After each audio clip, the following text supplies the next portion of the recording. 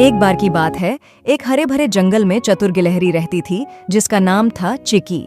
चिकी बहुत चालाक और फुर्तीली थी। वह हमेशा अपने दोस्तों को नई नई बातें सिखाती थी। एक दिन चिकी ने अपने दोस्तों गिलहरी, खरगोश और तोता को बुलाया और कहा, चलो आज हम एक खेल खेलते हैं। सबने खुशी खुशी सहमति दी। चिकी ने एक टोकरी में कई तरह के मेवे भर दिए और कहा, जिसे सबसे पहले ये मेवे इकट्ठा करके लाएगा उसे पुरस्कार मिलेगा। सभी दोस्त दौड़ पड़े। चिकी अपने फुर्तीले पैरों से सबसे आगे निकल गई। उसने जल्दी जल्दी मेवे इकट्ठा किए, लेकिन जैसे ही वह लौट रही थी उसे देखा एक बड़ा भालू। भालू ने कहा, मेरे मेवे मत लेना, ये मेरे हैं। चिकी ने सोचा और बोली, भाई भालू, ये मेवे तो जंगल के हैं, हम सबको इन्हें साझा करना चाहिए।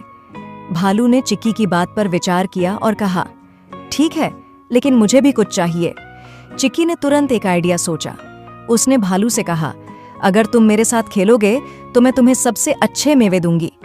भालू ने खुशी खुशी सहमति दी। अब चिकी ने सभी दोस्तों को बुलाया और सबने मिलकर भालू के साथ खेलना शुरू किया। खेल में सबने खूब मजा किया और भालू भी बहुत खुश हुआ। अंत में भालू ने चिकी को बहुत सारे मेवे दिए और कहा, तुम सच में चतुर हो। इस तरह चिकी ने न केवल खेल जीता बल्कि सबको मिलकर खेलने का महत्व भी सिखाया। जंगल में सब खुश थे और चिकी की चतुराई की तारीफ कर रहे थे। सीख, एकता में ही ताकत होती है। एक बार की बात है, एक गांव में दो भाई बहन रहते थे।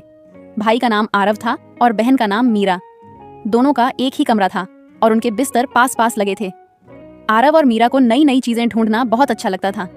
एक रात जब दोनों सोने वाले थे, आरव को अपने बिस्तर के नीचे से हल्की हल्की चमक दिखाई दी। आरव ने धीरे से मीरा को उठाया और बोला, मीरा देखो, बिस्तर के नीचे से कुछ चमक रही है। मीरा ने थोड़ी आंखें मलते हुए देखा और सच में चमक देखी। अरे ये क्या है?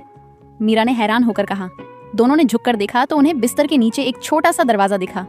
दरवाजा नीली रोशनी से चमक रहा था। दोनों बहुत उत्साहित हो गए। क्या इस दरवाजे के अंदर जाए? आरव ने धीरे से कहा। मीरा थोड़ी घबराई, लेकिन उसकी उत्सुकता भी बढ़ गई थी। उसने हिम्मत करके कहा, चलो देखते हैं क्या है अंदर। आरव और मीरा ने दरवाजा धीरे से खोला। दरवाजे के पीछे एक सीढ़ी थी जो नीचे की ओर जा रही थी। दोनों ने एक दूसरे का हाथ पकड़ा और धीरे धीरे सीढ़ियां उतरने लगे।